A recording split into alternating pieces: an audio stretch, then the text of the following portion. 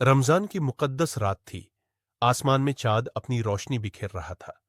مدینہ میں مسلمانوں کی ایک چھوٹی مگر مضبوط جماعت اپنے نبی حضرت محمد صلی اللہ علیہ وسلم کے ساتھ سفر پر نکلی تھی۔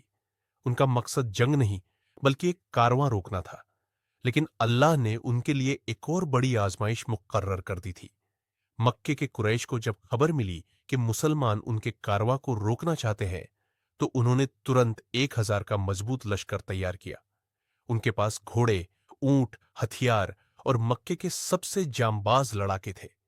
ادھر مسلمان صرف 313 تھے، نہ زیادہ ہتھیار، نہ زیادہ گھوڑے، مگر دلوں میں اللہ کی مدد کا یقین تھا۔ بدر کے میدان میں مسلمانوں نے ایک کنواں اپنے قبضے میں لے لیا۔ رات کو بارش ہوئی جس سے مسلمانوں کو راحت ملی، جبکہ قریش کے لشکر کے لیے کیچڑ اور پھسلن مصیبت بن گئی۔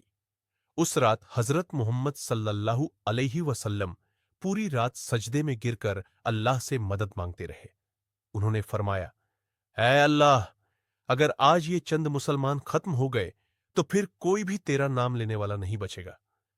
اللہ نے اپنی مدد کا وعدہ کیا اور فرشتوں کو مسلمانوں کی مدد کے لیے بھیجا۔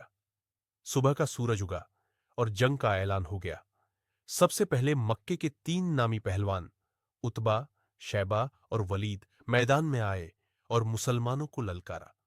مسلمانوں کی طرف سے حضرت علی، حضرت حمزہ اور حضرت عبیدہ آگے بڑھے۔ کچھ ہی دیر میں قریش کے تینوں جنگی ڈھیر ہو گئے۔ اس سے قریش کی فوج میں کھلبلی مچ گئی۔ اس کے بعد عام جنگ شروع ہوئی۔ مسلمانوں نے اللہ اکبر کا نعرہ لگایا اور دشمنوں پر ٹوٹ پڑے۔ اسی دوران اللہ کی مدد سے آسمان سے فرشتے اترے جن کی تلواریں بجلی کی طرح چمک رہی تھیں۔ قریش کے لڑاکے گھبرا گئے، ان کی فوج میں افراتفری مچ گئی۔ صرف ایک دن کے اندر مسلمانوں نے شاندار جیت حاصل کر لی۔ قریش کے 70 لوگ مارے گئے، 70 قید کر لیے گئے اور باقی بھاگ نکلے۔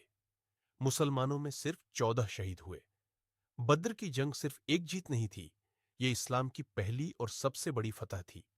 یہ اس بات کا ثبوت تھی کہ طاقت اور تعداد سے نہیں، بلکہ ایمان اور اللہ کی مدد سے جیت حاصل ہوتی ہے۔